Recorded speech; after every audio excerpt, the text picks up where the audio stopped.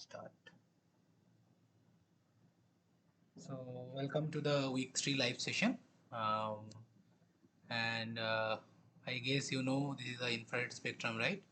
So, where today mostly we are going to deal with this infrared region because, as you already know, that IR that is related to that vibronic spacing, vibronic levels.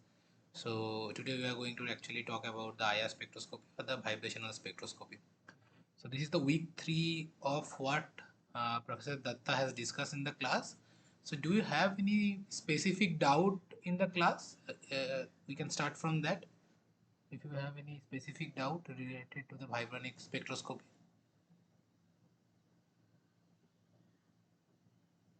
No, Okay. So if there is none, so we'll start with the week 1 and week 2 assignment. I think you have already submitted the assignment, so that's why we are discussing because it carries marks. So we are asked to solve the assignment problems once the due line is over. Like now you can't submit 1 and 2. So like that, if you have any doubts, we can discuss. Let us start. So this is most of like common spectroscopy problems, whatever you have learned in the week 1 and week 2. Okay. So, so the first question says it is about quantum yield measurement. So the first question says a sample is at an excitation wavelength is absorbance is 0.02. So I will write all the terms. So absorbance of sample S is 0.20 and intensity of emission is given I of S, that is 5000 units. Now let us go to this unit of absorbance. This question third, you know there is no unit of absorbance, right? Because it is logarithm of I0 by I. So it is actually unitless. So why I have done this question first, because see, for intensity you will have some units, but for absorbance you don't have any unit. And then again the reference you are using, the reference absorbance is 0.10 and intensity of the reference is 2500 units. And one more thing is given, that your uh, quantum yield of the reference is 0.25. So I'll write the formula of quantum yield of, suppose in the relative measurement. So quantum yield of A will be, you have to multiply with the known reference and then intensity of your sample divided by this correction factor that have 1 minus 10 to the power minus your absorbance of the sample. So this is for the sample, and then same thing. So we actually had a divided by thing, so here it will the in the numerator it will be 1 minus 10 to the power minus absorbance of the reference by intensity of the reference. You just need to plug in the values, so all the things are given, and when you plug in you will get so do you remember the value what you got,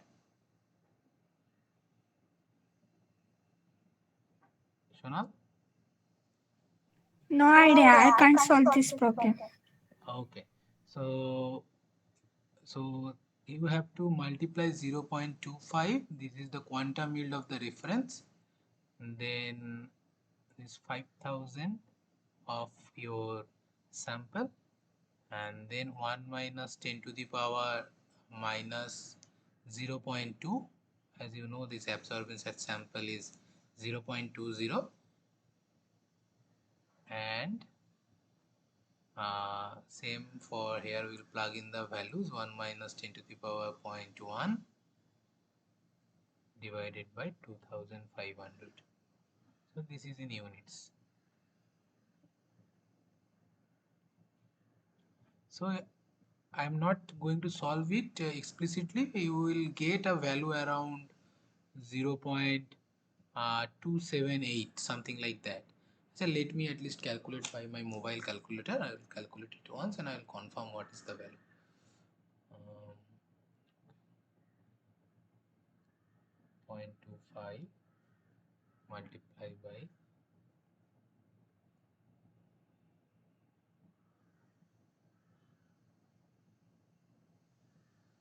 1 minus 10 to the power minus 0.1.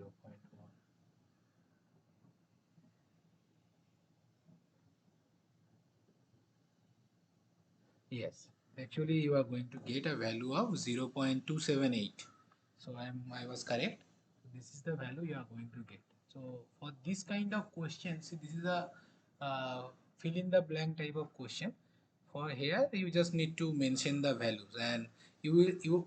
So for the actually the correct answer, I think when you will see, it is given something, a range was given that you need to give an answer between 0.27 to 0.28. If your answer lies between these 2 points, then it is correct actually. So actually, if you have the right answer is 0.3278. Okay. So now the next question. It is about the Michelson interferometer. The question says, for a Michelson interferometer, the velocity of the moving mirror is given, which is 2 meter per second. So I will write the velocity is given, which is 2 meter per second.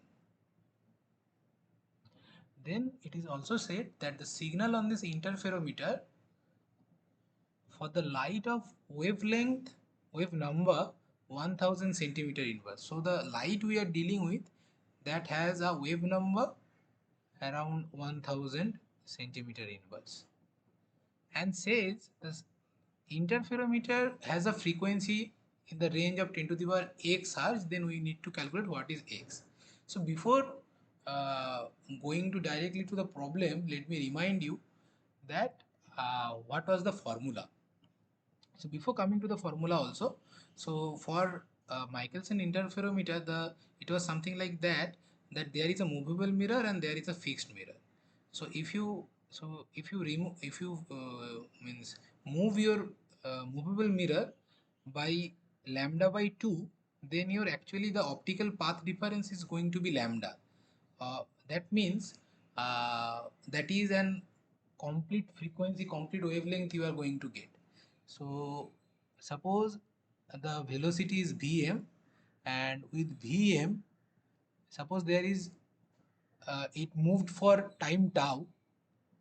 So for this time, actually it has moved, the distance it has moved is actually lambda by 2, which is your wavelength by 2. So your mirror has moved lambda by 2, but the optical difference is going to be 2 into lambda by 2, which is lambda, because your light is come. So let me draw once. Suppose this was the initial position, and this was the beam splitter, and this is the fixed mirror. Suppose this is coming at 0 position, and suppose you are moving it to lambda by 2. Okay, so this distance is lambda by 2. See, now light have to cross this lambda by 2, and then again it will come here. So actually the change, so if you change the position by lambda by 2, then actually the optical path difference is going to be lambda, total path traveled by the light, that difference. So actually if your velocity is Vm and you are operating for tau time, so means tau is time to get this kind of signal.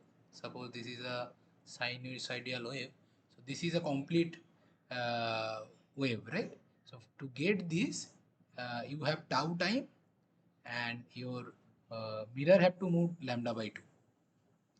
So and your tau is time, so your frequency is 1 by tau. So what is 1 by tau? 1 by tau is 2 Vm by lambda. And what are the things given here to us? Vm is given, and this is in frequency. Frequency is 1 by tau. Vm is given, and wave number is given. Wave number is nu bar, which is 1 by lambda. That is given 1000 centimeter inverse. Okay, so let's see what is the frequency we are getting. So frequency we are getting 2 into 1000 centimeter inverse, and below what we have, oh, I have done the mistake, sorry.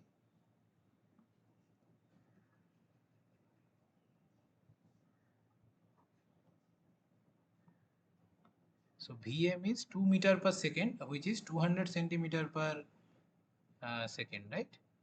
And I told you that 1 by lambda is given, which is 1000 centimeter inverse, so I'll directly write it here. So centimeter inverse will go, and you are going to see 4 into 10 to the power 5 second inverse, or you can say that is also known as hertz. Okay, so actually your frequency, so it is given, it is the frequency is in the 10 to the power x range. So as you can see, the 10 to the power, it is actually in 10 to the power 5. So your x is actually 5. Okay, and the third question we already discussed, that unit of absorbance is there is no unitless quantity. Okay, now I hope up to this part it is clear. I am going to question number 7. Question number 4. You can always tell me if something is not clear. I will again repeat that. So I am going to question number 4.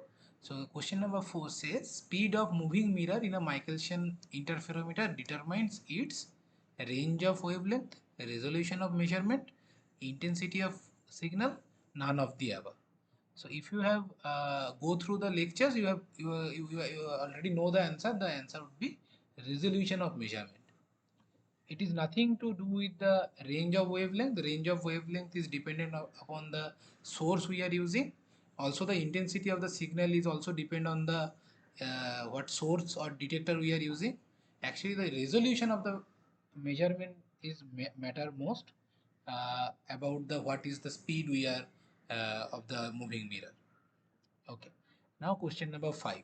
And one more important thing, as you can see, these for this MCQ question, you can see these are a round kind of option. So this is our MCQ. Only one of the answer is correct. And see question number 5, the options are given in a square shaped, square rectangular form. So these actually means these are MSQ. So there could be multiple correct answer here. Okay. So now question 5 says the resolution of a scanning frequency domain absorption spectrum depends on, again the resolution comes into place. So actually the resolution here, the speed of the detector is not mentioned because it is an absorption spectrum. So actually it depends on the slit width. So for this you have to read the monochromator part. Actually this I have discussed in our week 1 live session, which is available in the YouTube. Obviously, you can go and check. And another thing is important, quality of grating. Quality of grating means how many gratings or blazes are there per area, means per in this monochromator. That is also important. So these two factors are the main reasons. Now question number 6. Quantum yield of a sample recorded using a fluorometer depends upon which of these factors? Slit width, quality of grating, intensity of incident light, and sample. Actually, as you can see in the previous question, so these are the absorbance and emission, these are the values we are given. But we have to make sure when we are doing this kind of experiment, quantum measurement, your all spectroscopic parameters are identical. All means I'll tell you spectroscopic parameters are identical. That means your slit should be same for while you are collecting your sample and while you are correcting your reference for sample as well as reference. So actually you can see the slit, quality of grating, intensity of light should be same. So actually it is going to depend on sample to sample. As you already know that with different sample has different quantum yields. So it is actually depends on the sample, not depends on the slit widths and other things. Okay. I hope that part is clear. Now we are going to the last question of week 1.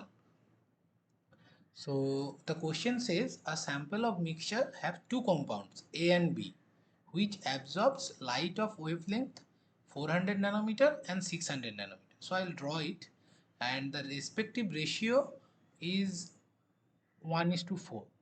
So better I should draw it once. Suppose this is normally a absorbance spectra looks like.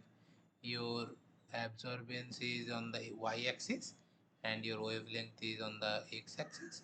Suppose there are two species, so I will one at, suppose this is 300, this is 400, 500, 600, and suppose this is 700. So you have two peaks, one at 400. So this is 300, 400, 500, 600, and 700. So one peak you have at 400. So let me once delete this.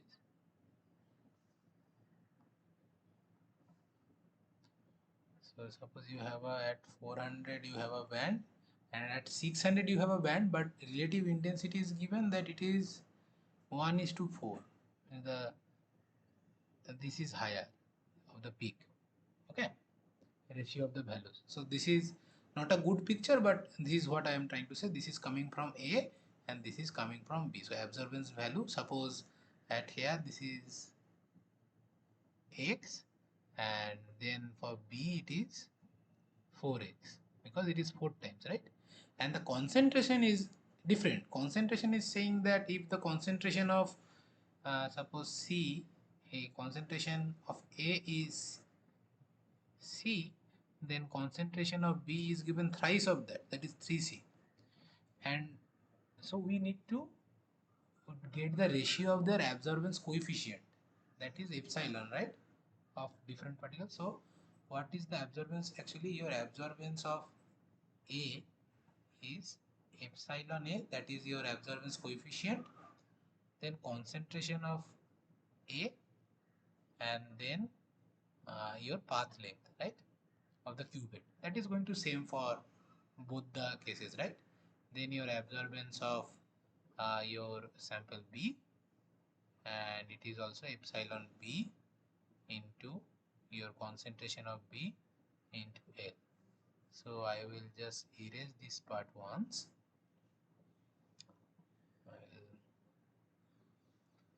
When we take a ratio of that, so we are going to get, actually see ALL will cut, and we know absorbance of, so know that it is x and this is 4x, right, is equal to your epsilon A, we don't know, not epsilon. This is also, this is actually epsilon, which is, I am writing it something different, it should be denoted as epsilon, epsilon A. Your concentration we know it is C, and it is epsilon B, and it is 3 times, right, 3C. So x will cut, cc will gone, so you are going to get your epsilon A by epsilon B to be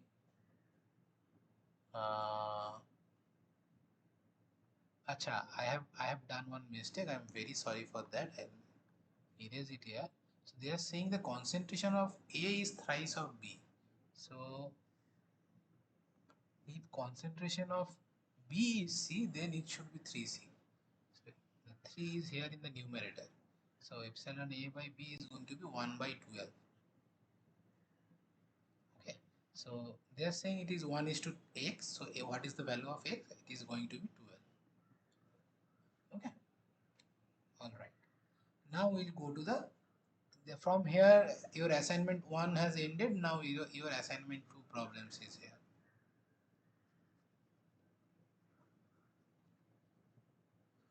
Okay. Now first question, periodic boundary condition used for dependent part of the Schrodinger equation of a rigid rotor builds upon the requirement of wave function to be, so it is based on the rigid rotor model. So what they are saying that your at the, so suppose at 0, what is 0, so the your phi can be a range from 0 to 2 pi. All right. So So actually 0 and 2 pi are actually the same point. Yeah. So that's why it is obviously continuous and normalized. So, but the boundary condition is depend on here that it is single value. What do I mean by single value? That the value at for phi is equal to 0 and value for phi is equal to 2 pi should be equal, and then only it is known as single value, and based on that you are going to get the boundary. That is your boundary condition. So actually the answer is that there should be single value. Okay. Now the second question. So spacing between the successive microwave spectral lines is what? So if you remember your rotational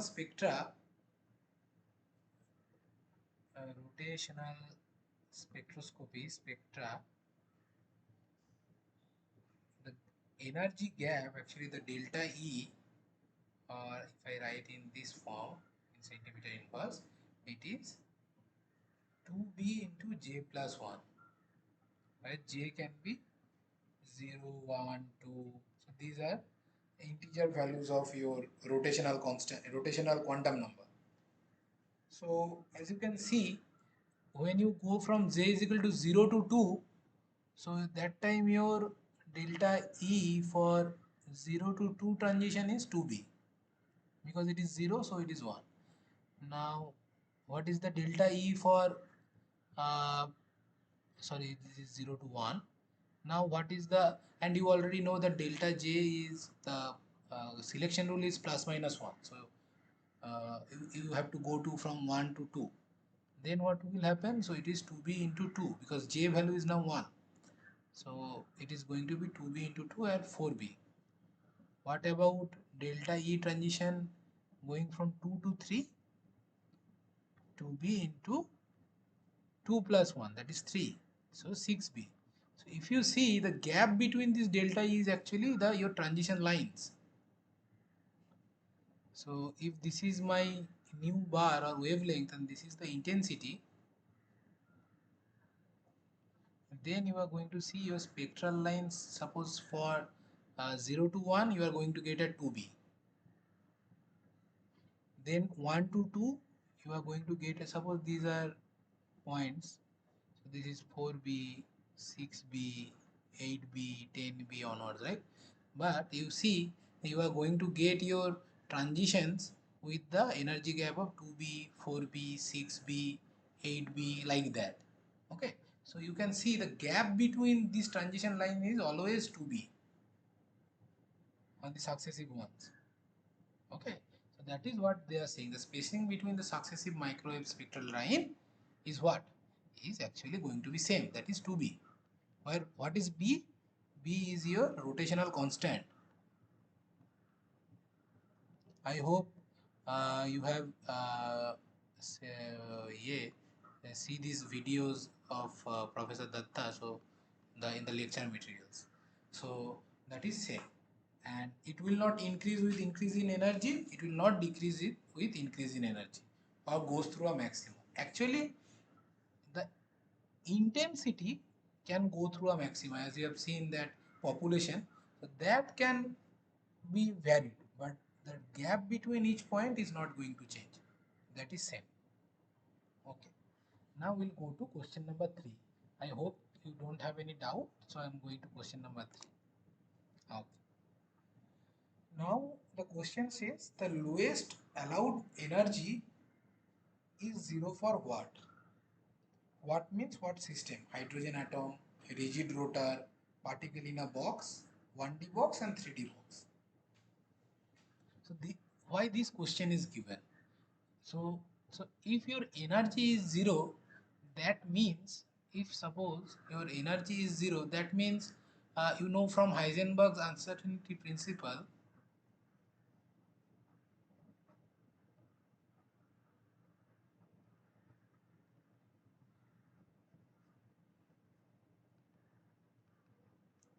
so your energy is 0, that means it doesn't have any movement, right? So does not have any movement, so your velocity is 0 or momentum is 0, you can say your momentum is 0.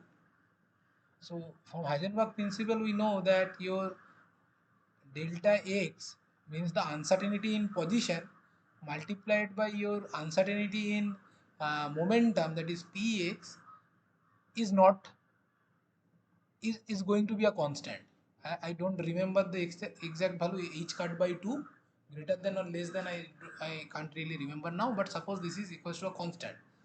So if your uncertainty, so if your momentum is 0, then your uncertainty in momentum is also 0.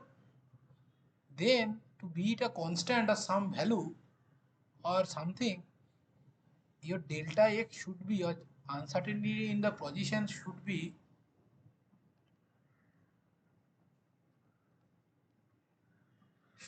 infinite. Okay, so you need to see when you're, for which of this system your, when the energy is 0, your uncertainty is position going to be 0. So you are going to actually see that the correct answer is rigid rotor. Why? Because it has, for the other two, other three, it doesn't have a value of 0 at, for their respective quantum numbers. You are going to see they have certain values, but for rigid rotor, it is the 0 for energy for J level is, so what is the formula? The formula is B into J into J plus 1. So when centimeter inverse, right? So Ej equals to 0, your energy is actually 0. So how is this possible? Because your, for rigid rotors, you have a condition of boundary condition, that is your phi, that is that angle can vary from 0 to 2 pi, and your theta can, I have mentioned the same thing, I will once erase. Theta can from go from 0 to pi. Okay, so when your energy is 0, your your that rotor can be at any position between these. So 0 to 2 pi, there are 360 points, even more than 360. We are thinking of a gap of 1, then there is 360, and they are also, this is also there, the theta value. So by that means I am trying to say that uncertainty's position is actually going to be infinite for a rigid rotor when the energy is 0. Okay, so we will not discuss that much more. I think we have discussed. Now let us move to question number 4. So question number 4 says that microwave spectrum of a molecule in absence of any external electric or magnetic field can be determined. So microwave spectrum. So that means it is not a homonuclear molecule, means it has some dipole moment. Inherently it has some dipole moment. Then only it will be microwave active. So that part is coming from your, while uh, proving the selection rule, or while getting the selection rule, you got the condition that your molecule should have a finite dipole moment. So actually from microwave spectrum, you are going to get some idea about the B value, right? The rotational constant, and it is actually, is related to your mu r square, right? It is inversely proportional to your moment of inertia, that is your 1 by r square, that is your uh, radius of gyration, you can say, or your radius of the molecule. So for one body problem it is radius of gyration, and for a two body problem like homonuclear or heteronuclear molecule, I'll just write finite here, finite. So you are going to get actually bond length, you are going to get some idea about the bond length from microwave spectrum. Okay, now question number 5. So question number 5 says the spacing between the rotational line of HF is 40 centimeters inverse. Okay, so it is actually saying that, I will draw one graph. Suppose this is, so we already wrote it, right? This is the intensity, that this is 2b, this is 4b, 6b, each will come at a 2b distance. So actually this gap is given any gap. So all the gaps are going to be same. So it is said it is going to be 40 centimeter inverse. So you know the gap is 2b, right? So 2b is 40 centimeter inverse. So the corresponding spacing between the DF we need to calculate. So B is how much? B is 20 centimeter inverse, and that is for HF. And you know your B is dependent on your uh, I, moment of inertia, as well as your your what is moment of inertia, that is mu r square, right? So for this purpose we are going to assume that r is going to be fixed and it will vary with your effective mass. Mu is your effective mass, which is m1 m2 by m1 plus m2. We need to be very careful with the unit, but not for this question. Suppose, for what was the mu for HF? It was something around, suppose mass of hydrogen I am taking 1, mass of fluorine I am taking 9. I am not taking the actual values, I am taking the closest values. So the 1 plus 9 is going to be 10. So this is going to come in atomic mass unit or something like that. So this is 9 by 10. And what about reduced mass of DF, deuterated version? So that is you're going to be 2 into 9 by 11 mu. See, this is 18 by 11 mu. So we know the B value, right? No, we know the B value for HF. So I will require some space. I will create one blank slide.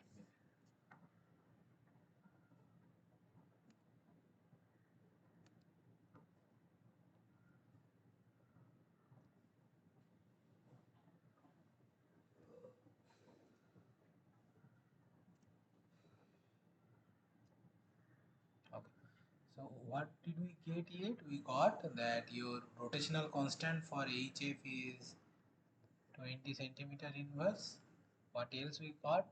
We got that your reduced mass for HF is 9 by 10 AMU, and your reduced mass for DF is 18 by 11 AMU. And we already established that your rotational constant is inversely proportional to your effective mass.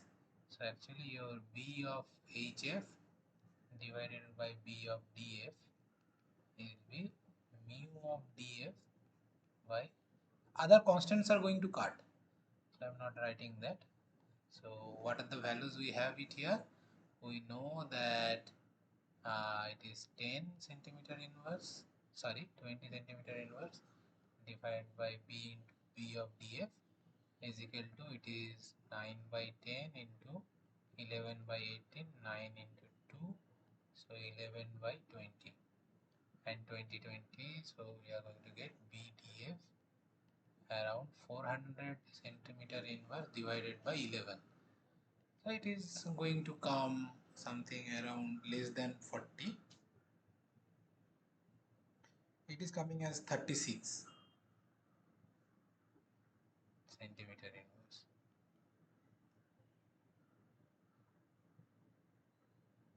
But I think I am making some mistake, because if your uh, reduced mass is going to increase, then your B should decrease. So B should be lesser than 20 centimeter inverse. So what is the mistake that I am making? And let me check once. I have 9 by 10.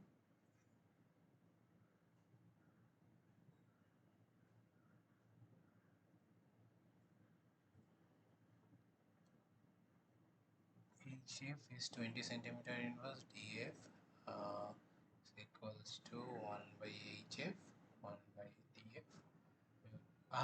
Here I have made the mistake. Na? See.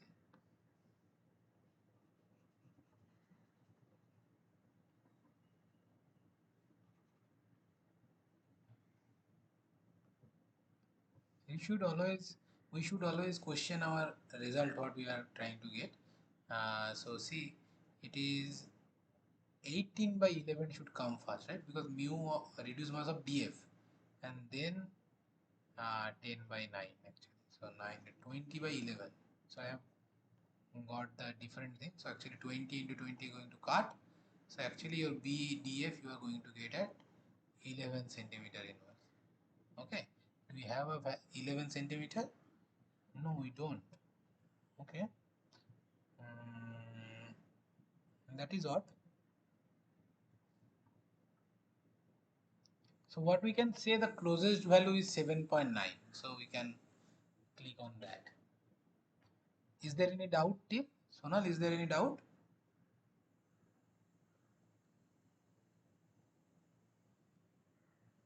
I hope not. Let's go ahead. The spacing between the successive energy levels of a rigid rotor, obviously you have discussed it, the spacing is going to be same, right? Okay. Now next question is, out of the following molecules microwave activity is observed. Again we have discussed it that you need to have a finite dipole moment to start with. So hydrogen H2, it doesn't have a finite dipole moment. HCl have. SF6 actually has a octahedral structure, something like this, I guess. This is F.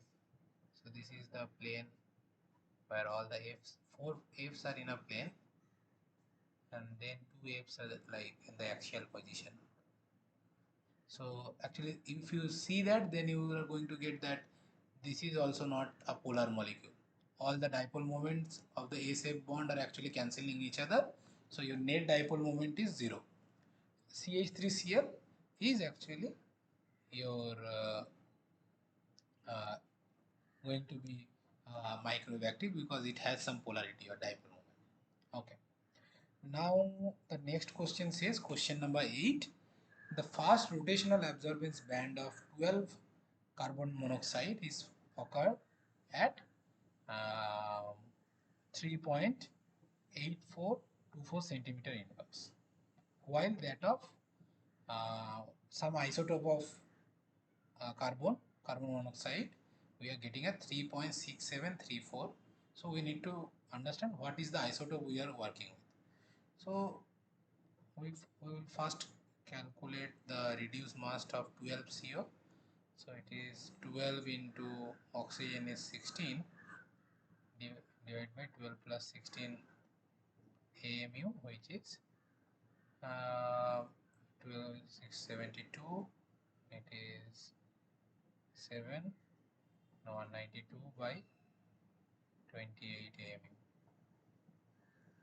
and reduced mass of XCO we don't really know. I can write it like that, X into C. So I will write it as 16X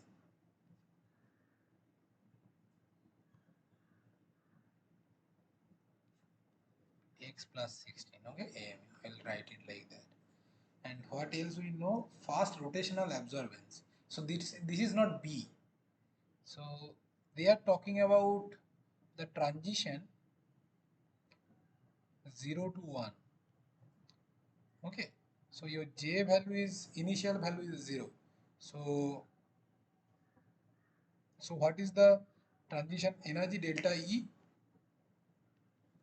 2B into J plus 1, right? Centimeter inverse. So it is actually 2B. It is actually 2B. So your 2B is given for 12 CO, and we have already established the fact that B is uh, uh, means related to the reduced mass inversely. So we will write it here that I will write it here, maybe here. So B of 12 CO divided by B of X CO is going to be your mu of X CO divided by, mu means here not The dipole moment. Oh, so let me be very clear. The dipole moment is mu, but we are here mu. This mu is reduced mass. Sometimes the symbol can be confusing. Here we are dealing with reduced mass. So these are reduced mass.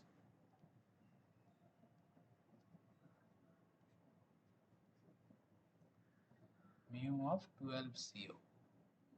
So we know this value, which is 3.8424 divided by 1 by 2 actually, because it is 2b values, and also it is given 3.6734 into 1 by 2 divided by here we have 16x by x plus 16 and multiplied by 28 by 192. Okay, so from here also you can see your b value. This is b for 12CO and this is 2b for 8CO. See, your b value is actually decreasing. Okay, so we can, from here also we can say that your x is actually larger than 12, means your that isotope is larger, means your mu is higher. Okay, but let us calculate. Can we divide 192 by, then let me do it by this. Okay, so maybe I will divide it by 4, 7, 4, 4, 3 is remaining, 13, 48. 16 we know it will come as 3. So what we have is that x by x plus 16 on the right hand side is 3 into 3.8424 divided by 7 into 3.6734. So I'll calculate the value once. 3 into 3.38424 divided by 7 and divided by 3.6734,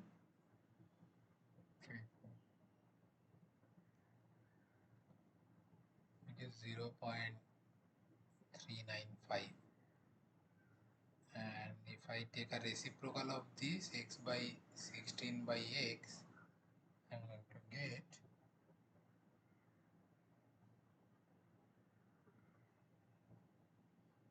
2.5. 2.5. So your this is, again I will need some more space, so I'll come here. So it is 1 plus 16 by x is 2.5. So 16 by x is 1.5. So your x is 16 by 1.5.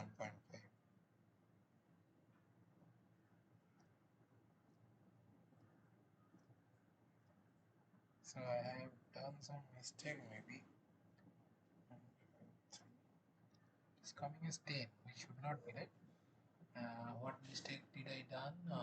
X by x plus 16.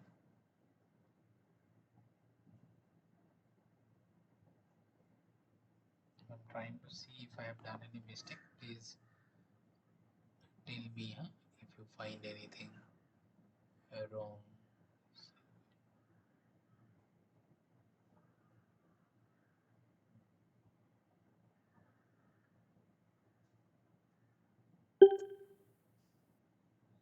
Something is there. Poked up. Yeah, stay in the call. Okay. Shona has left. Okay. No worries. Sure.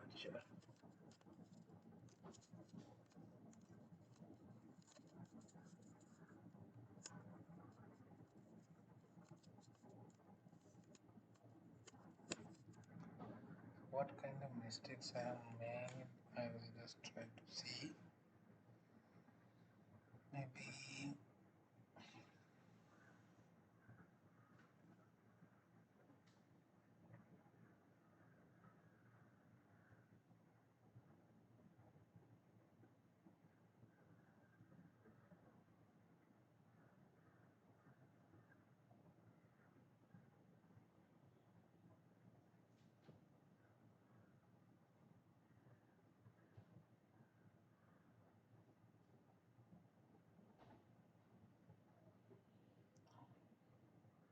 3 into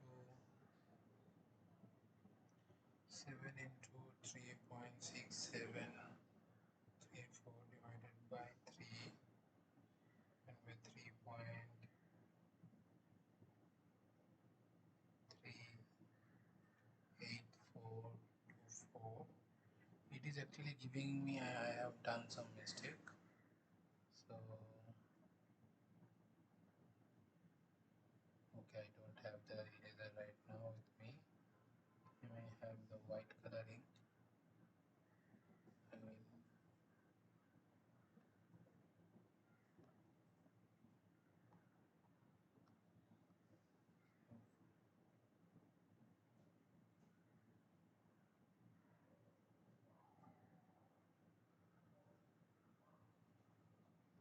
okay.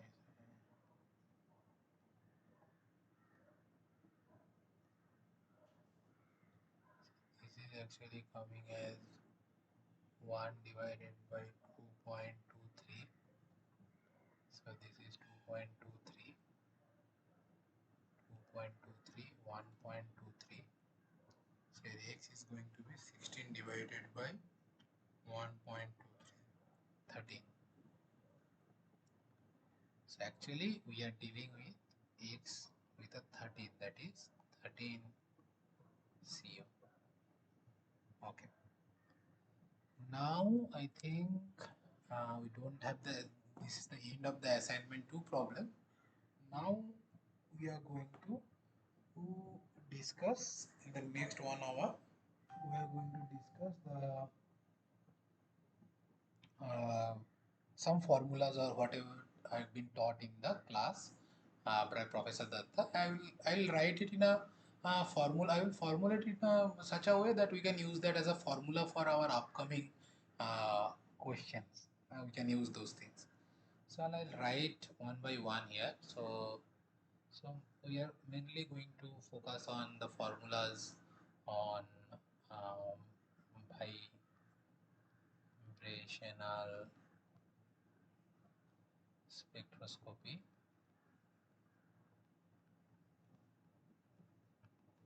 right? Or you can also say IR spectroscopy. First thing, sir has taught you that it is about the vibration of a bond, and for here at the starting we are discussing the vibration of a homonuclear uh, diatomic molecule, right? Like it can be hydrogen, it can be chlorine, Cl2, it could be HCl and all. So for vibrational spectroscopy, unlike the rotational spectroscopy, you don't need initially you don't need to have a permanent dipole moment, but what you obviously need a condition. The conditions are, I will write it. The conditions that dipole moment should change means your d mu from dx. Suppose we are considering only one direction right now. It should not be zero. It should have, so your change in mu dipole moment with your that vibration of this x is your vibration from a distance from a bond, this x, so with this x your mu should change. So mu should be a linear, something like that, at least at how much x can go to. You also have to remember we are working with the domain at SHO, simple harmonic oscillator, so it can't be much. So it is actually bound by, it is very small. The gap distance will be very, very small. So x will be very, very small, but when it is vibrating, that mu, your permanent dipole moment should change. So your d mu x by d cannot be zero. One thing is one condition, and eventually you are going to see your means the A is also going to be plus minus 1, the selection rule. So while V is your, let me write in V like this V is actually your, not this child, here is 1,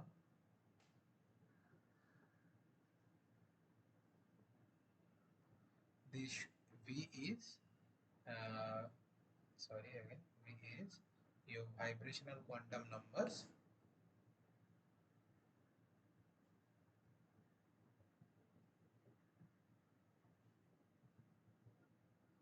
ranging from 0, 1 to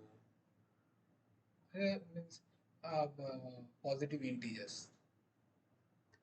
Now, what also we know from here, we know the energies. How do you know the energies? Before doing all of this, we are avoiding the discussion of that solution of the Schrodinger equation. You can always go back to the quantum mechanics and see the how the Schrodinger equation for a harmonic oscillator is being solved, and from there only we can come to the wave function of a wave function of a quantum. I'll write it here once. Quantum mechanics. We know the wave function of a simple harmonic oscillator. Okay, we are using that system to discuss our vibrational spectroscopy. Uh, and from there, we also, from the boundary conditions and all, you are going to get some energy values. And the energy value related to the only one quantum number is going to given by V plus half. I should not write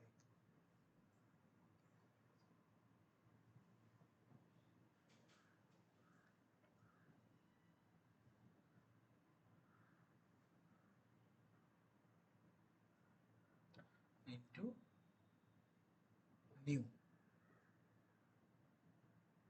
So this is actually your, if I write in nu bar, then it will be centimeter inverse. Let us like the nu bar. Okay, it is actually h nu. Now to get centimeter inverse, you need to divide it by hc, as you have done for the rotational case, and you are going to get this energy expression. But you have to remember that this is for a simple harmonic oscillator.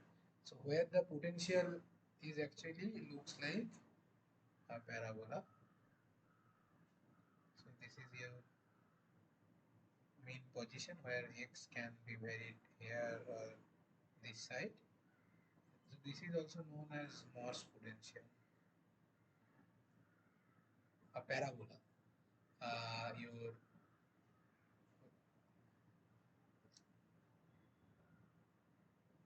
potential energy is actually V is half k x square, where k is your rotation, k is your uh, bond.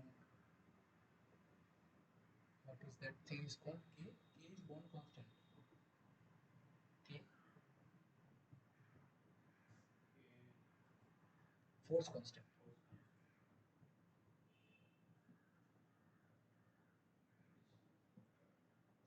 Okay, and x is obviously how much it is vibrating that one. And when, and you are going to see that your energy gaps here are going to be equispace. How? So this is v equals to 0, 1, 2, 3.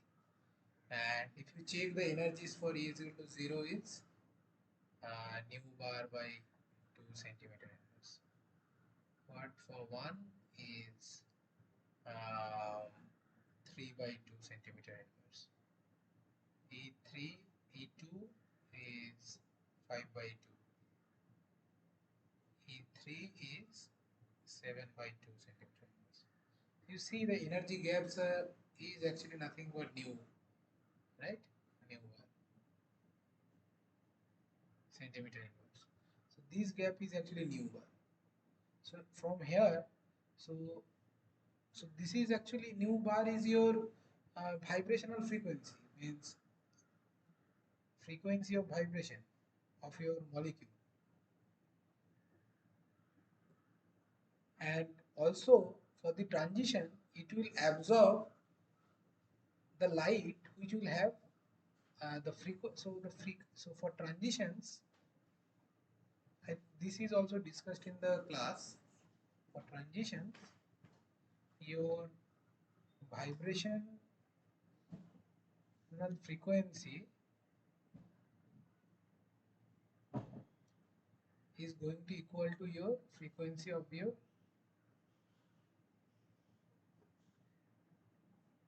excitation light. I think this is clear what I'm trying to say.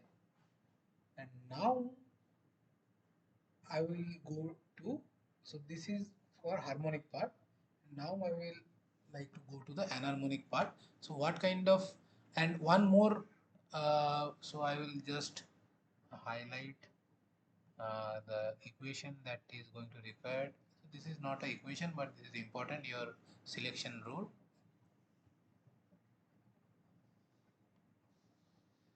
So this is going to be a formula we will use a lot. What formula again we are going to use, I will write it in that color. So you will see the relationship between your angular frequency,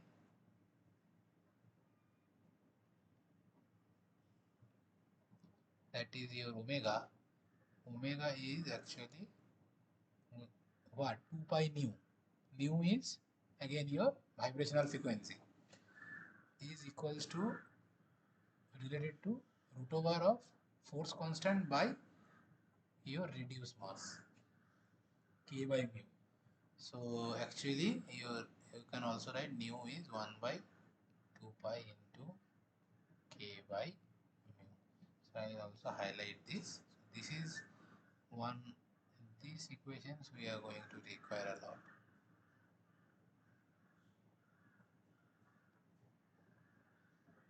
Okay. And next we will discuss about the enharmonic part. What will happen if enharmonicity comes into the picture?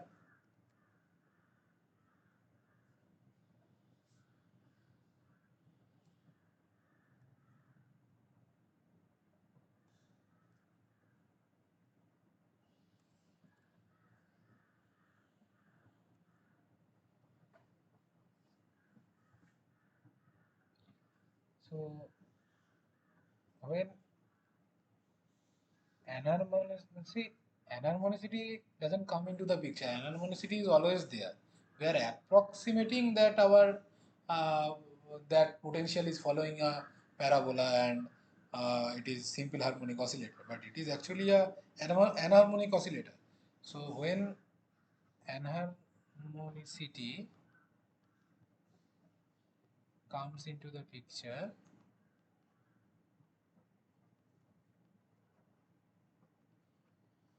then our energy EV is going to change by V plus half nu bar. Actually it is going to decrease because that perturbation is actually going to decrease the energy, okay, by V plus half square of that. One enharmonicity constant is going to come, and this V is going to remain itself. So this is one thing. So what is this chi small xc? This is enharmonicity constant, which is very very small.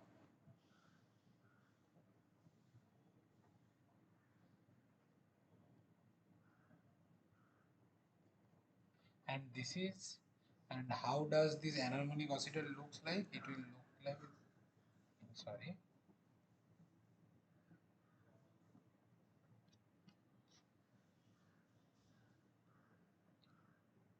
it will actually look like this.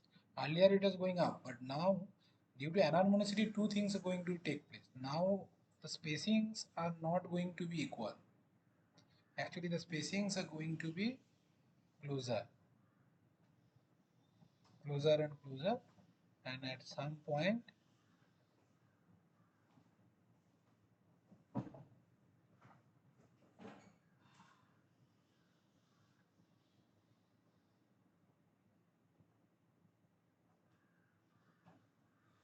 so I hope this image doesn't do justice. So this is your 0 point energy.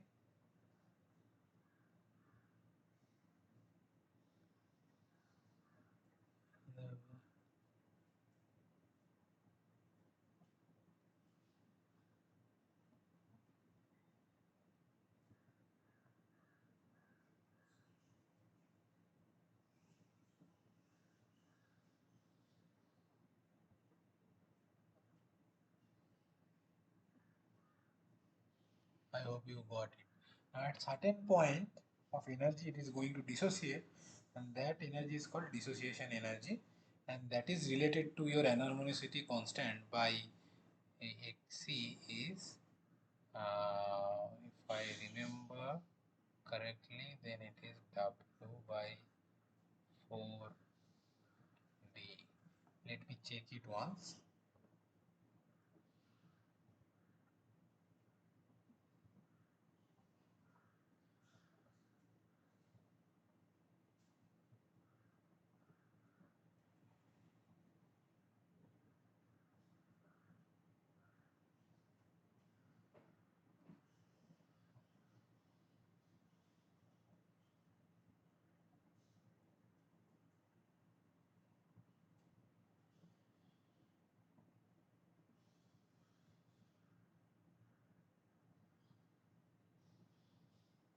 Yes, it is related to nu bar by 4D. Uh,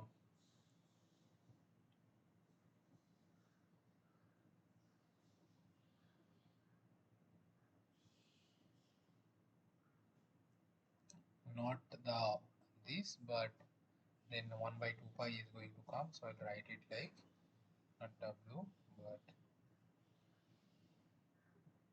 nu bar. Okay, all right.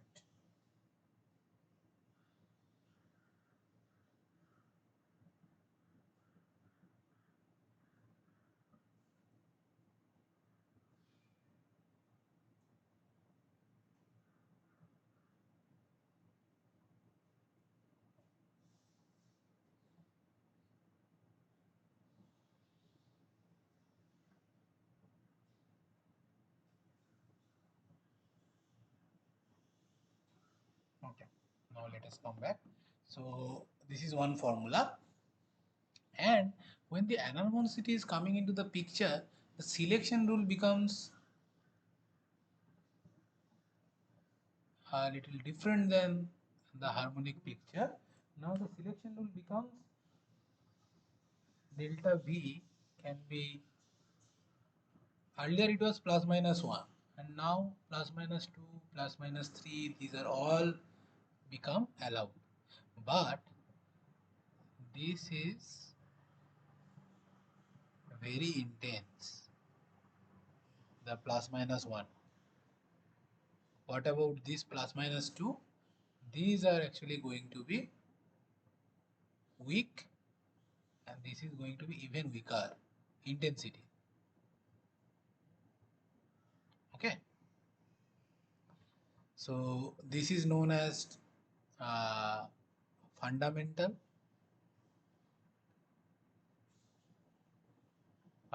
vibration, fundamental transition, or you can say fundamental signal. This is plus minus 2 is known as fast overtone, and this is known as second overtone, and that goes on.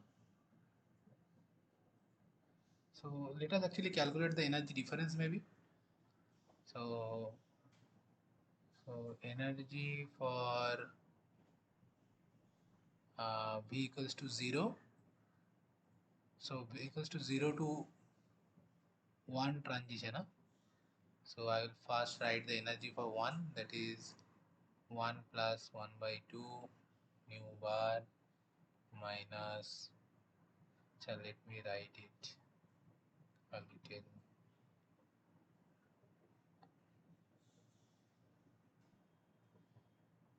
systematically. So energy of 0 is nu bar by 2 minus nu bar by, sorry, it should be nu bar, right, not b, nu bar by 4 xc. What about 1? It is 3 by 2 nu bar minus 9 nu bar xc by 4. What about the energy 2? This is 5 by 2 nu bar. This is 25 nu bar xc by 4. And then what about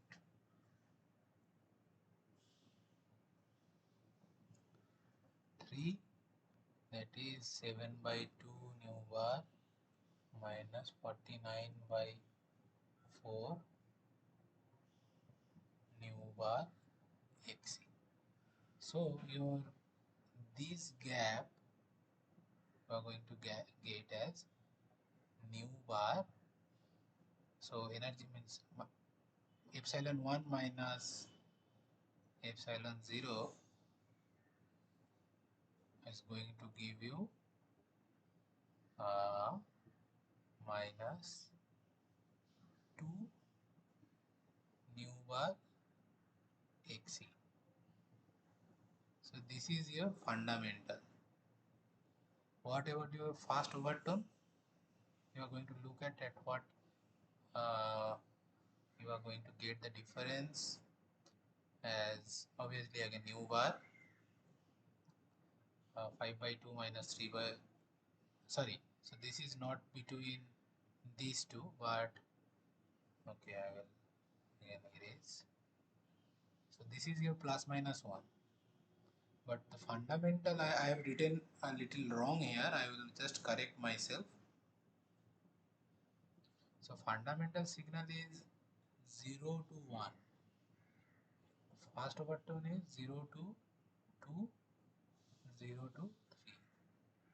Okay, so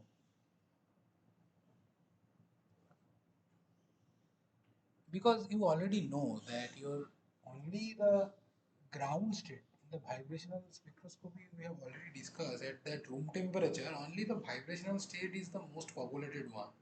So it doesn't mean that if it is so it doesn't make any sense to look at the transition from 3 to 5 or 3 to 4, because the population is very less even at 3, right?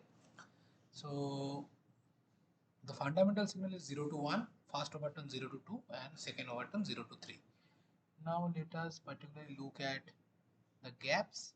So this is your first one, then your epsilon 2 minus epsilon 0 is going to yield you um, 2 nu bar minus 6 nu bar xc, which is 2 nu bar minus 3 xc nu bar here also. And what about 0 to 3? 0 to 3 is going to give you the third overtone, that is um, 3 nu bar minus 12 nu bar xc, which is 3 nu bar common, 1 minus 4 xc. Here it is 2 nu bar common, so just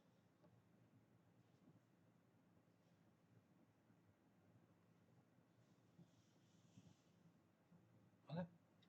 are the values. So from here, the most we are going to mainly work with formula. We are going to work with. This is one of the formula we are going to work.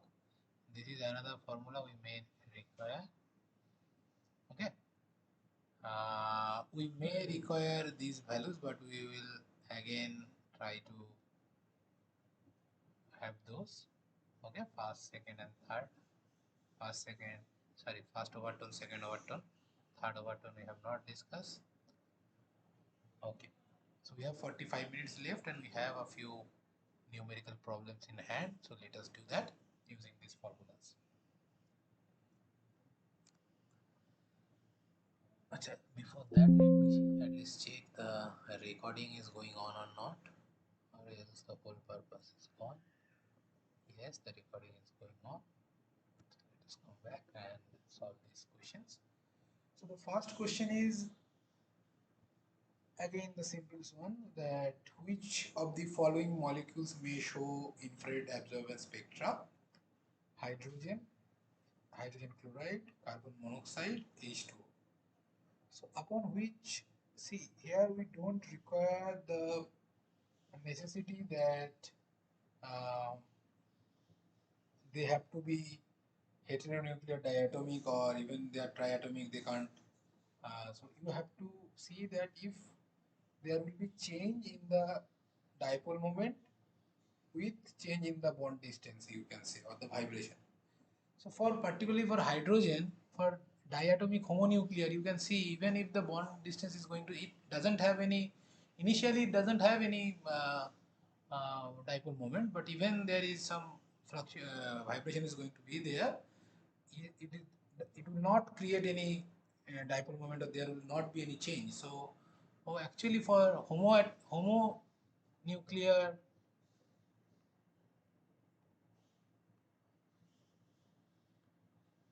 diatomic molecules,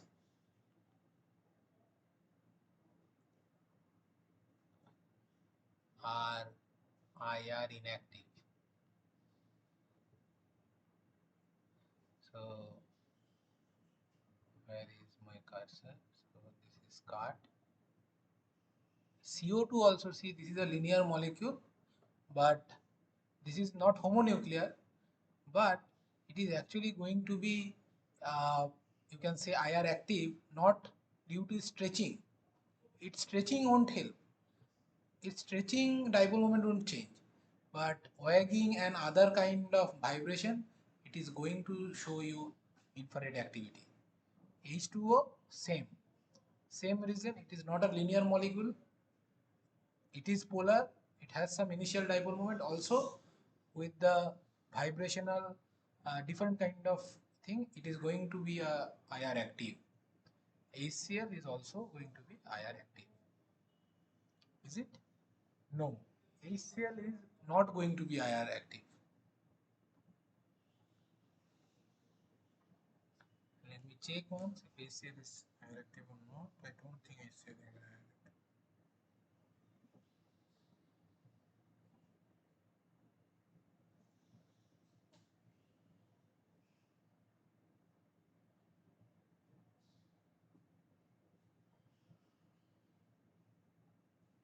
So see, HCl is going to have the infrared activity because it has a initial, obviously it has an initial dipole moment, and then if you change the bond distance, then your dipole moment is what? Charge into distance. If the distance is going to change, then your dipole moment is going to enhance. The dipole moment is going to change. So actually it is going to have a IR activity. Okay. And now next question. Which of the following molecules again are infrared, will show infrared absorbance? Please try them. Nitrogen obviously is not going to be. CH3Cl is going to be. CH4 again, it is. Methane is not a polar, it is non-polar. Dipole moment is almost close to zero. With change in, it is also not going to have a dipole moment. CH3 and all also may not Actually, CH4 methane is going to be IR active. It's my fault because not due to the stretching but due to wagging and different kind of motion, CH4 is going to be IR active methane. I will I will check and I will tell you.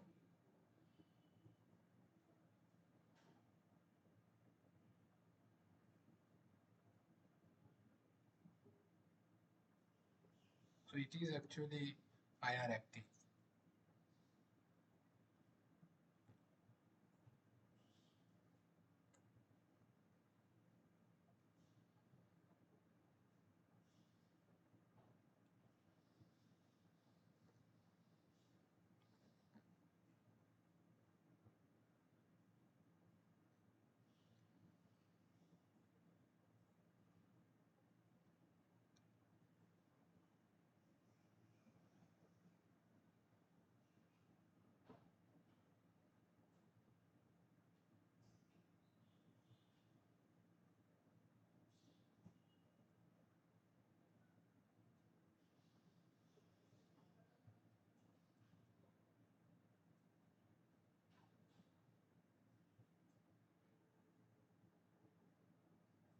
Okay. So you work out the rest of the problem like how, acha, for 13.22 you work out less of the problem, but let us calculate that how many normal modes of vibration will be there for this molecule. Okay. So actually the normal modes of vibration you need to first calculate how many total number of degrees of freedom is possible for a molecule, that is 3 into number of molecules minus 5 for a, so uh, this is number of normal modes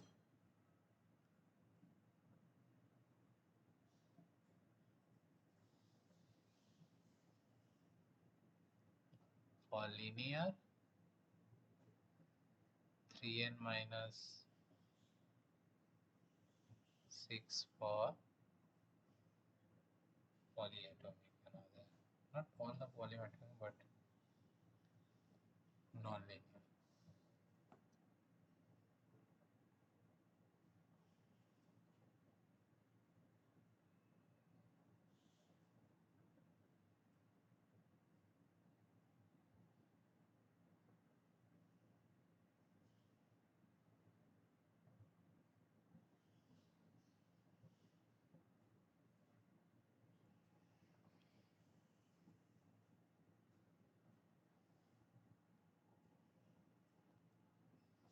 So let us see, H2O is non-linear, so 3n minus 6, how many n's? 3 n's are there, so 3 into 3. Why we are means uh, why from 3n total number of degrees of freedom we are subtracting 6? Actually 3 from translational degrees of freedom and 3 are from rotational degrees of freedom, that we are decreasing for here for a non-linear molecule, and for a linear molecule 3 are we are subtracting for translational, and for as it is a rotational linear molecule only 2 degrees of freedoms are there, so that is why the total number of normal modes of vibration are going to be 3n minus 5 for a linear and 3n minus 6 for a non-linear. So 3 into 3 minus 6, that is 3 modes for uh, H2O. What about H2O2?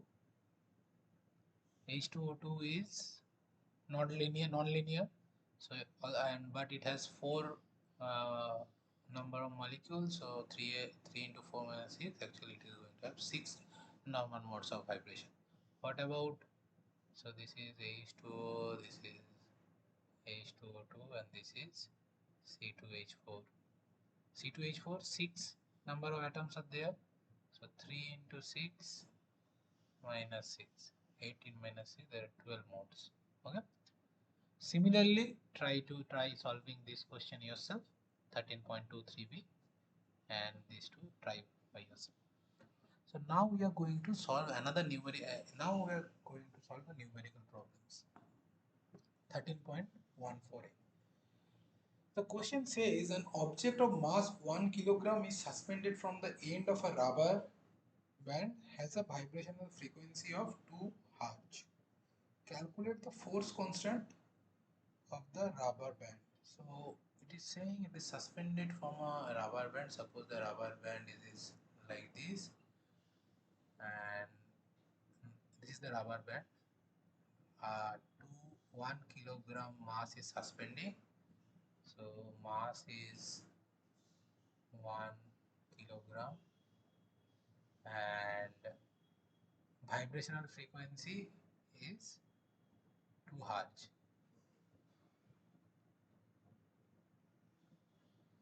What do you know about the relationship between the force constant and that mass? We have one formula, right?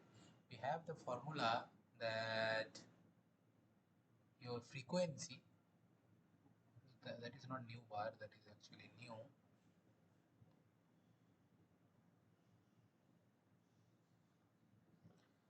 New bar is 1 by 2 pi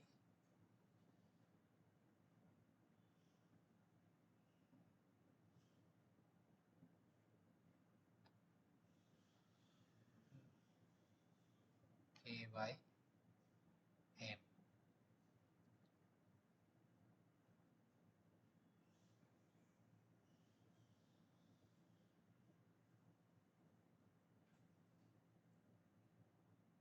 Okay.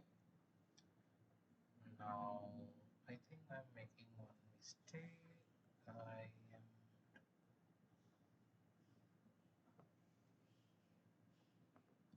think I have done a mistake here also. No, actually your frequency is related with that.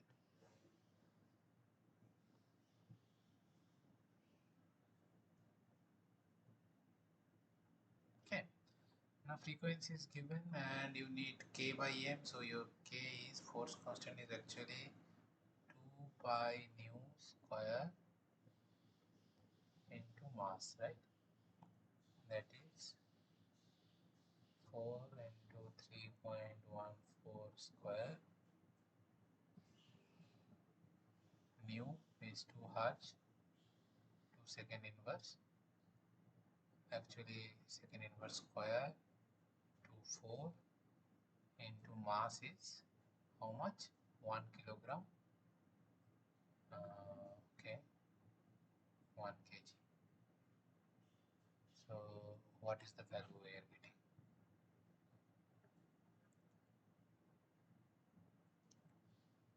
4 into 3.1 square 4, 157.75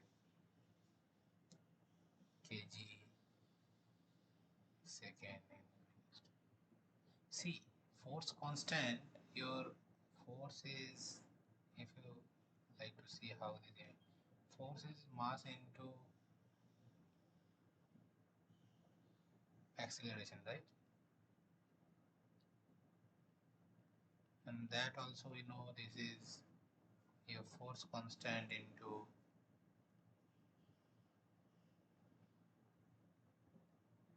kx, your displacement. So this is your kg meter second minus 2. And your force constant, suppose we don't know the unit. Obviously this is Newton, I am not going to that. Force constant into displacement is again meter. So see, your force constant is going to have the unit,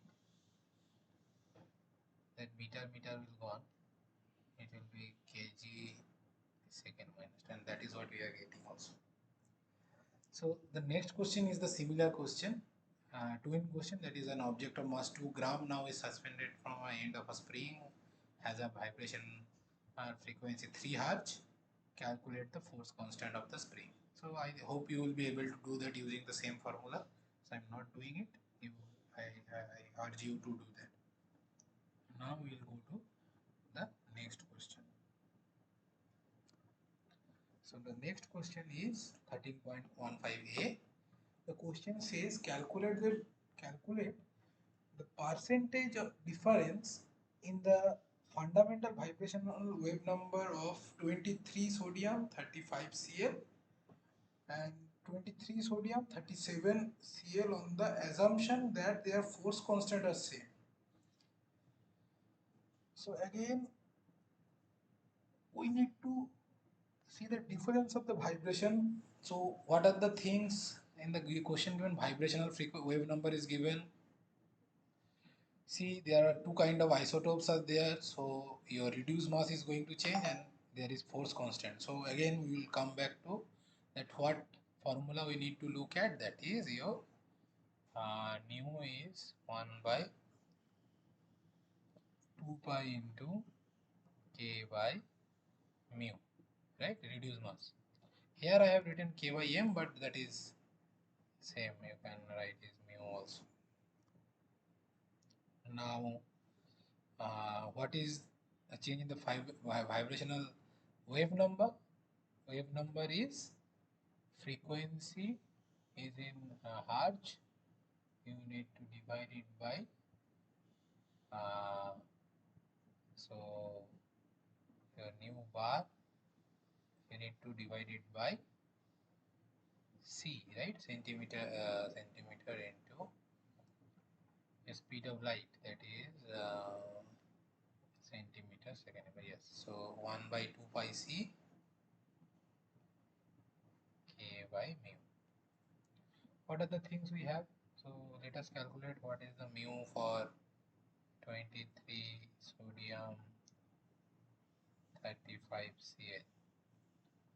Is 23 into 35 divided by 23 plus 35 mu. What about the mu of 23 sodium 37 Cl?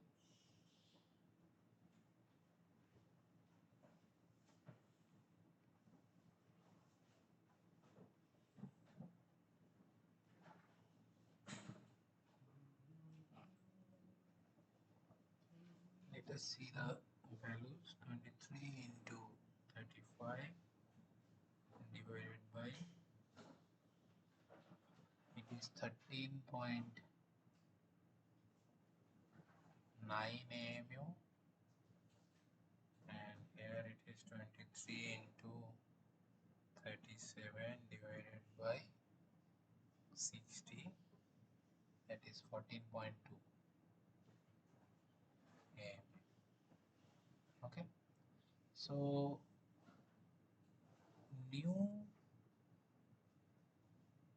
bar of 23 sodium 35 Cl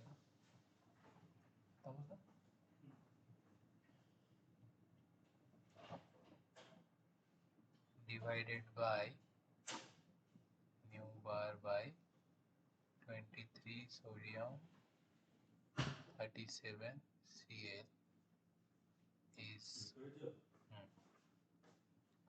all the other things are same because they have said that assumption the force constant is going to same. So it would be mu of 23 sodium 37 Cl divided by mu of 23 sodium 35 Cl. Okay, so let's see how much we are getting. Also, so this value we are going to get, I will tell you directly. So this is 14.2 divided by 13.9 to the power 0.5, that is 1.0107. If we take a minus 1 minus this new bar for sodium 35 Cl divided by 23 sodium 37 Cl, we are going to get 1 minus this, the new bar 23 sodium 37 Cl minus new bar 23 sodium 35 Cl divided by new bar 23 sodium 37 Cl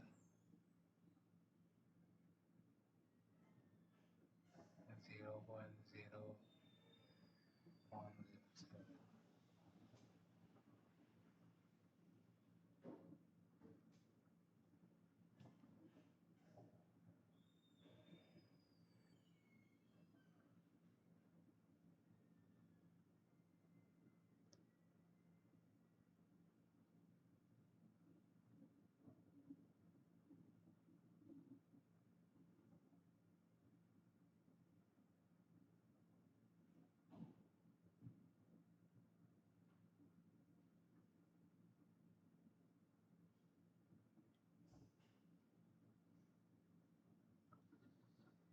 Okay, so am I making any mistake?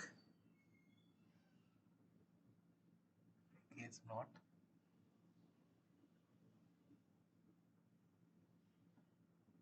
So the assumption that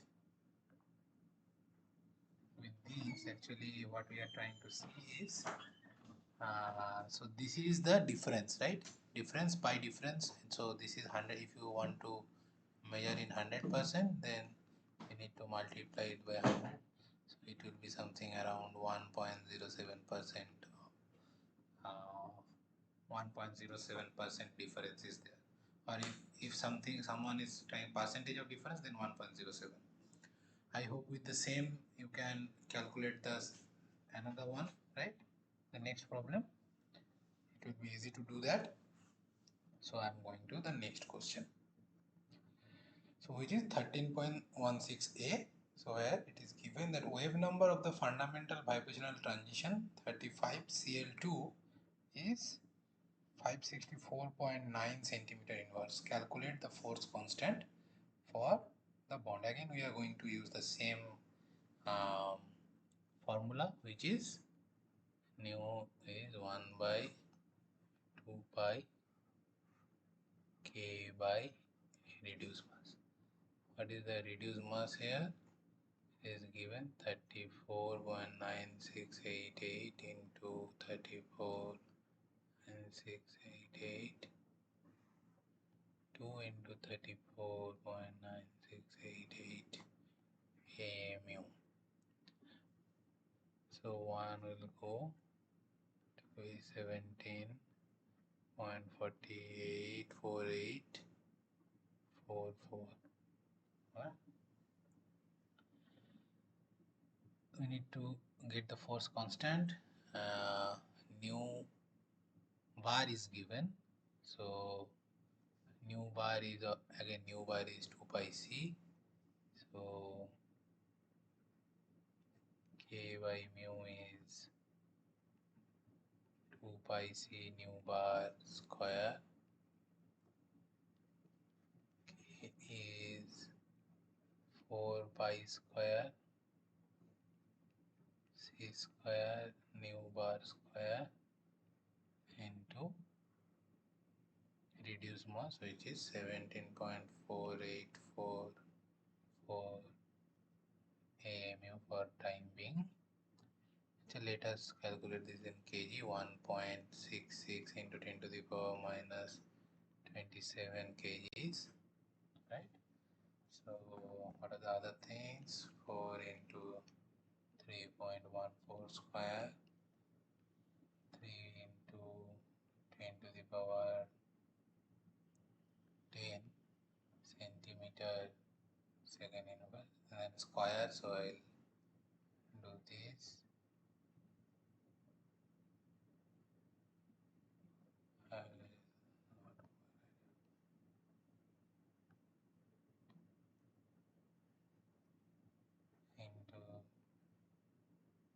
what is the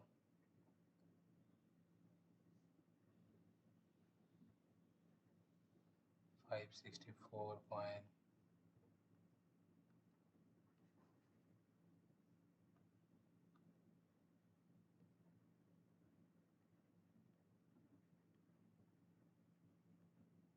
inverse square of that,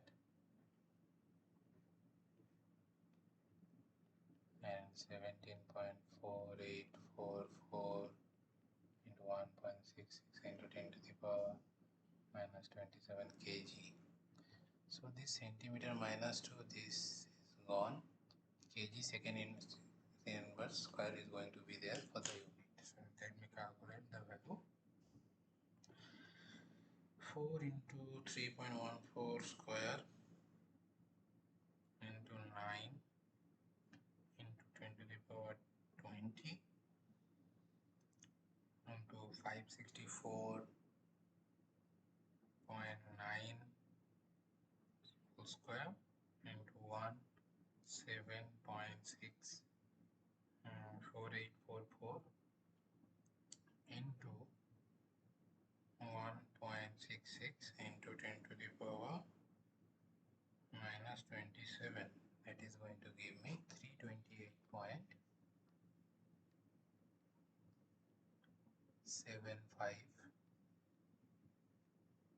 kg second minus 2. Okay, so this is your force constant. So the next question is the wave number is again given similar, but in this case see the boron is 79 BR and 81 BR, so you have to be a little bit careful with the mu value, that is the reduced mass. So you have to calculate that. Mu bar is given, again you need to calculate your force constant. So the same principle. I hope you will be able to do that. So I am taking this question from Atkins actually. So Atkins have this beautiful exercise that once I can show you, you can do the another. So these kind of twin questions are there. So that's good.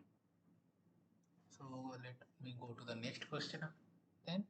So next question is calculate the relative numbers of Cl2 molecules in the ground and excited state, vibration state at 298 Kelvin and 500 Kelvin. So calculate the relative numbers of Cl2 molecules. See here the population is not, there is no degeneracy factor, so it will only going to depend on the, so let me once write, suppose population of one state, that is V dash, is going to be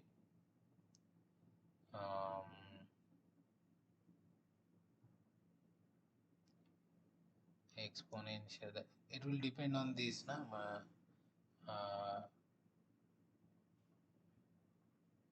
minus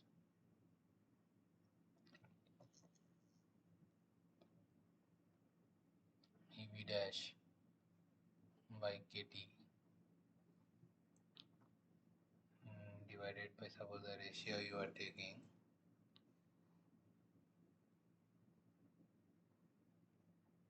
actually I am making a mistake, it should be plus EV by KT. Now you can actually, your exponential will be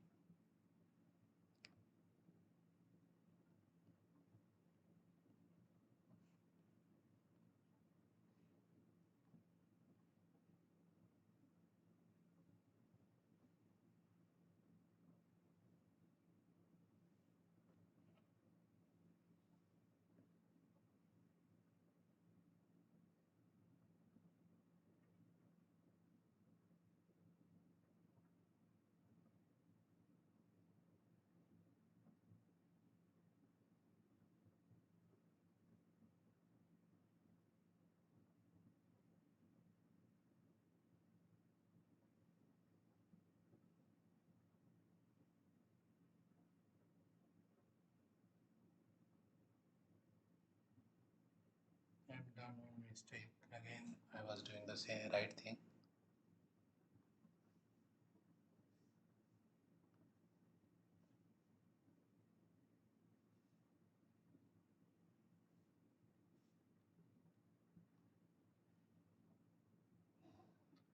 this is going to be h nu, right?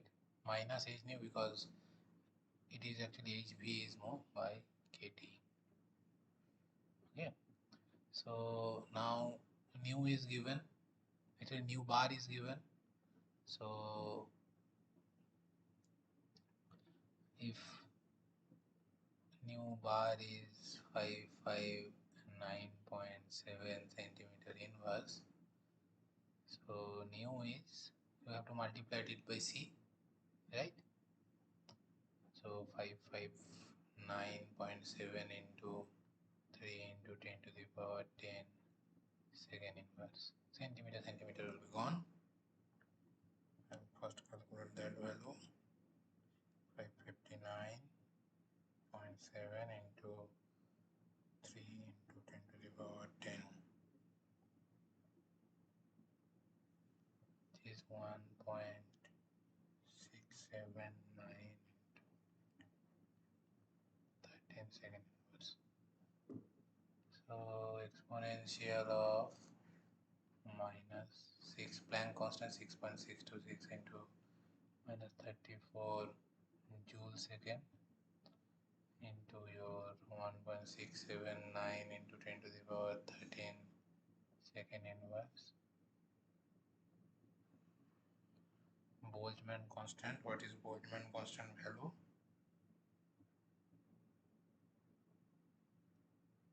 1.38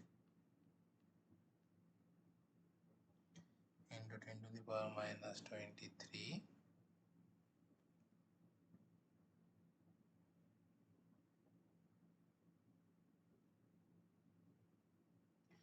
joule per Kelvin.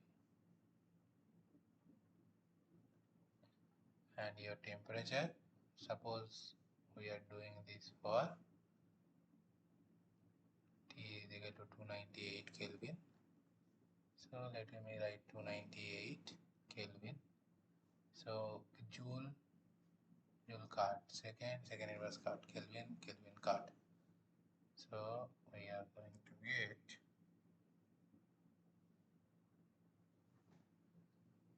6.626 into 10 to the power minus 34 into 1.679 into 10 to the power 13 divided by 1.38 into 3 and getting exponential minus 2.705, which is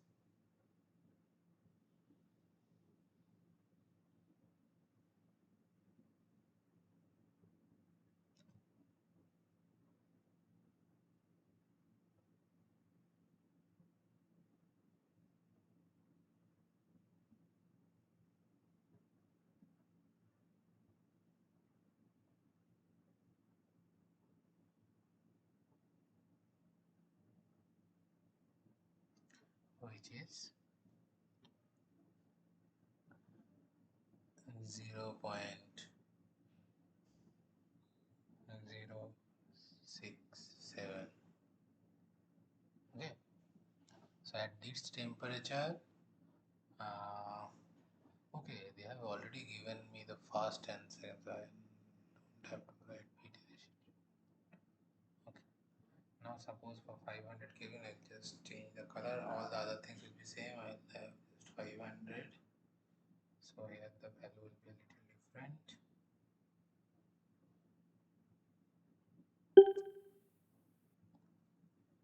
So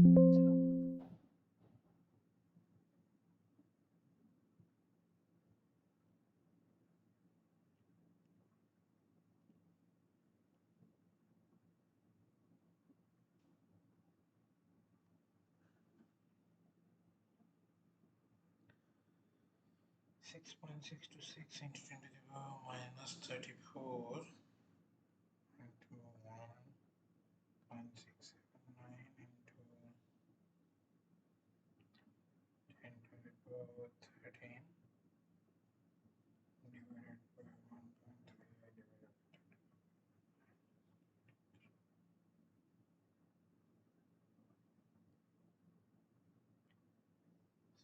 This is minus 1.612.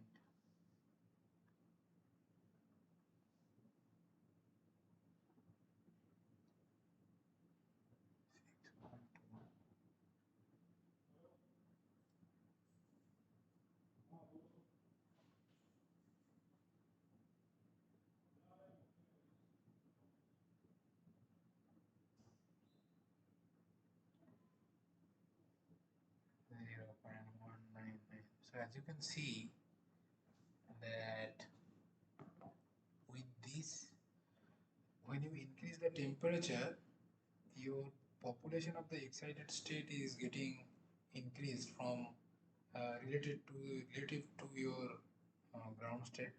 Earlier at 298 means room temperature, it was point, means you can say this is 6.7% of your 6.7% of your um, um, per 1000 molecules in ground state you have 67 in the fast excited state. But same when you are at 500 Kelvin, you more molecules are there in the excited state, and that value is almost 20% or 19.9%. So if you have 1000 molecule in the ground state, then 200 molecules are there in the excited state. So this is how you can also do your second question 13.17, right? So let's see what is the next question.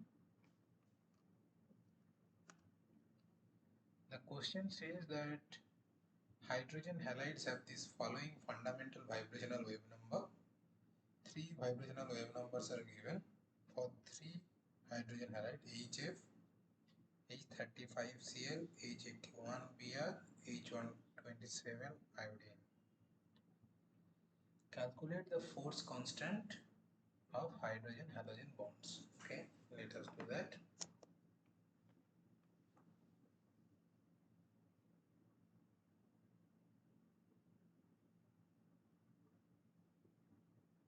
So again we are going to use this formula 1 by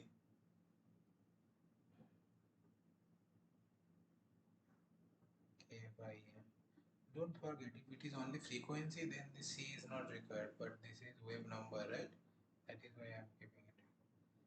So we need to calculate force constant, which is 4 pi square C square square M or mu, whatever. So let me write mu as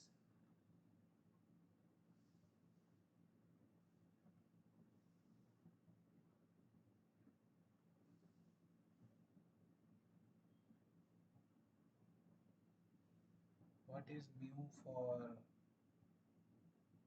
HF is 1 into fluoride is 9, right?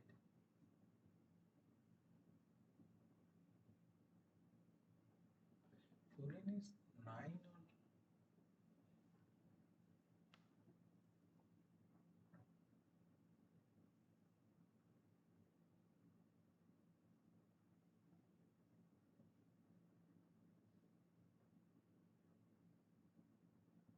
or oh, I have done the mistake. It's a 19.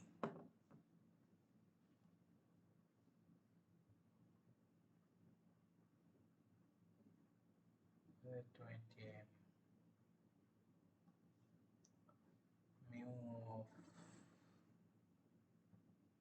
H35Cl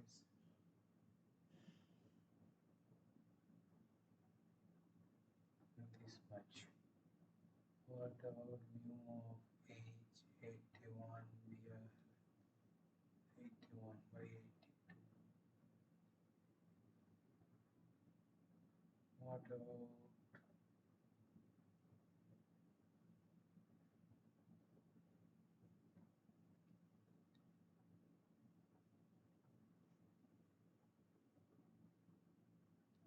this way, right? So let me get a common value of this.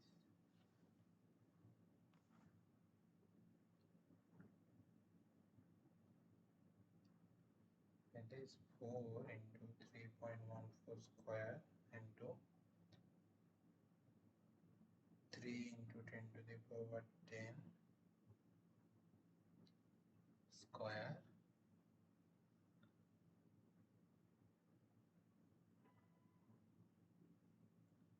It is 3.55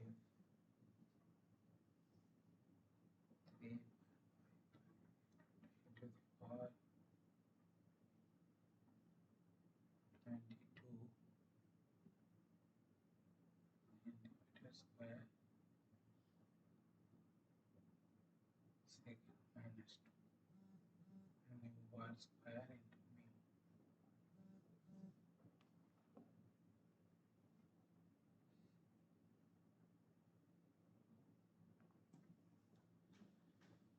So that also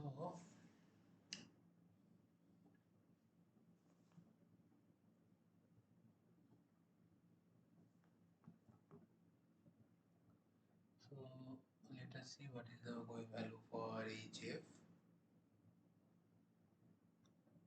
Is going to be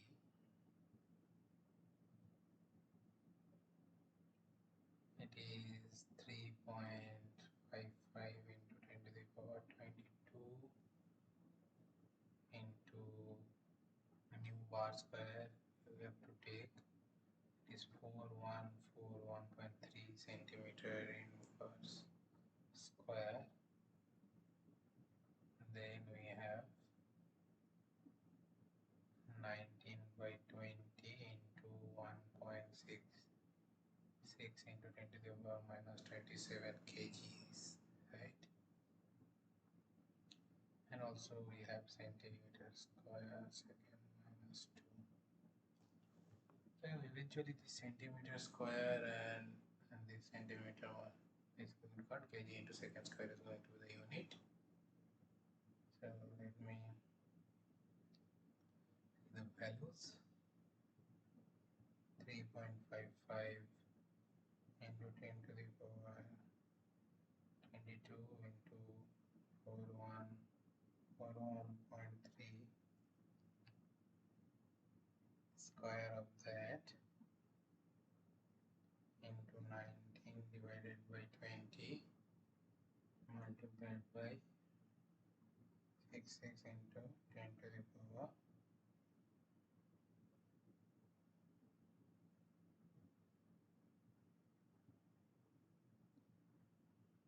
3.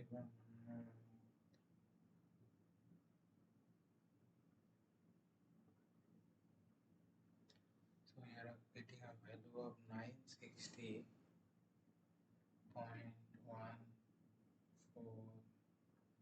kg second minus 2. What about force constant of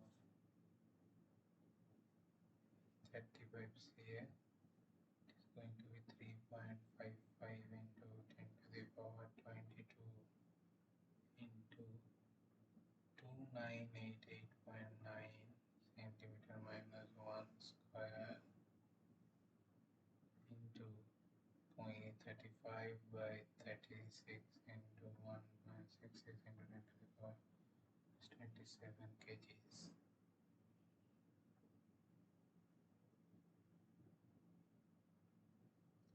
35 and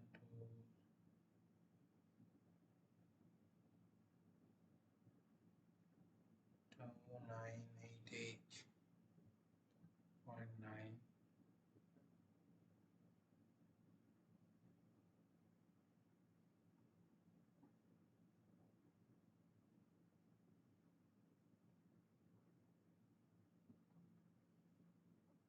So the force constant is actually decreasing, as you can see, and as the force constant is decreasing and your uh, mu is increasing, that's why your frequency, this phenomenon, this is also less, which is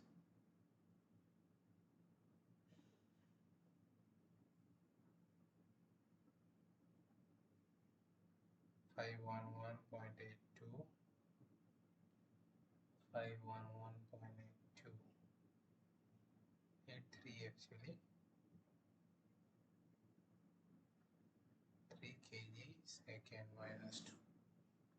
What about K of H81 BR?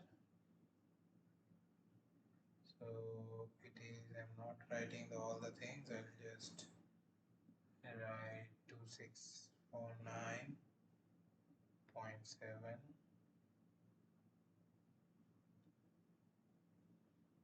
and I will replace this value 81 by 82. It is coming as 408.70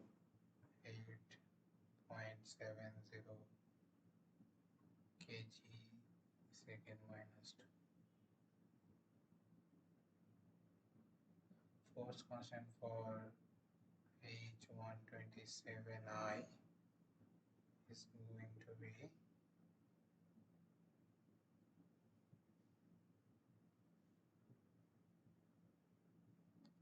2309.5.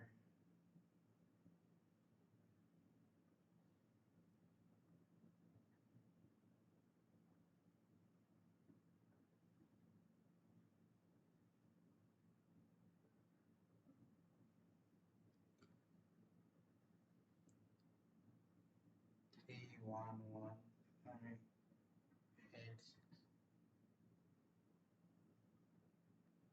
So these are the values we are getting of the force constant.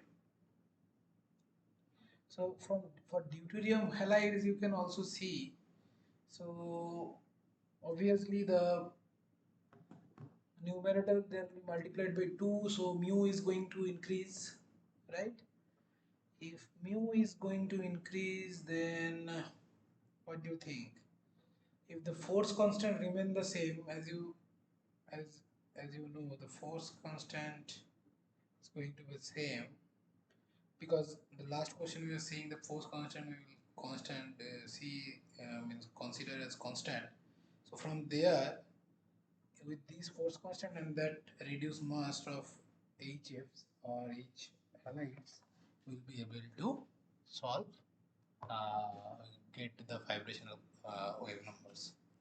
So we had actually one or two more questions, but as the time doesn't permit us, so we will stop it here. But I will just make one thing, that I have made a mistake here, I guess, for this question, because they are also for fluorine. I have taken 90. I have to take 19. It will be 20. It should be 19 by 20. Okay. So it should be 2 into 19 should be 21. So should be 38 by 21.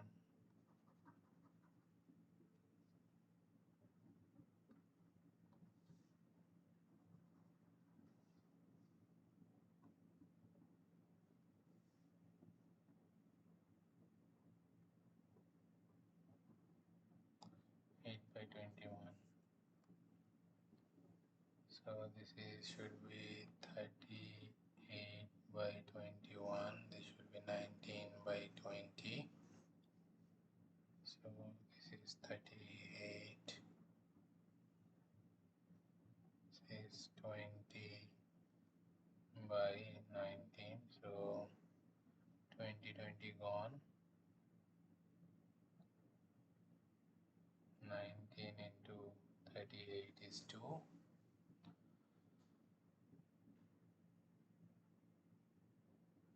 2021 38 2. 2 divided by 21. So 21, we have 21 by 2. So 10 point. Again I'm getting 10.5, not. So mistake, I'm getting 30.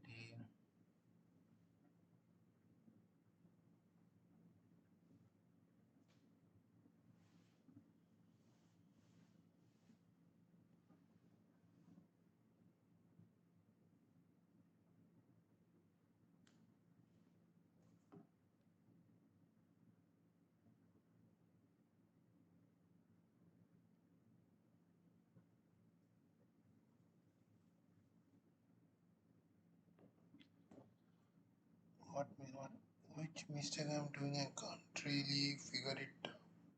20 by 19.